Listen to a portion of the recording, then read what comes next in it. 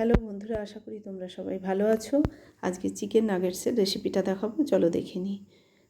Chicken paste 500 গ্রাম মতো আমি নিয়ে নিয়েছি। তাতে পরিমাণ মতো নুন, হলুদ গুঁড়ো, লঙ্কার গুঁড়ো, লেবুর রস, গার্লিক পেস্ট, গোলমরিচের পেস্ট দিয়ে ভালো করে মাখিয়ে নেব। 2 স্লাইস ব্রেড একটু জল দিয়ে চিকেন পেস্টটার সঙ্গে ভালো করে মাখিয়ে নেব।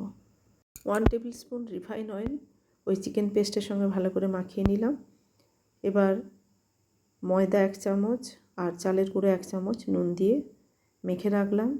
একটা ডিম, সেটাও নুন দিয়ে ভালো করে ফেটিয়ে রেখেছি। এবার চিকেন কিমাটা নিয়ে যে যেমন পারো শেপ দিতে পারো। প্রথমে ওই চালের গুঁড়ো ময়দায় কোট করে ডিমের গোলায় ডুবিয়ে ব্রেড ক্রামের গুঁড়ো মাখিয়ে, এই ব্রেড ক্রামটাও হাতে তৈরি, ব্রেডের চারপাশটা ব্রাউন কালারটা ভালো করে বাদ দিয়ে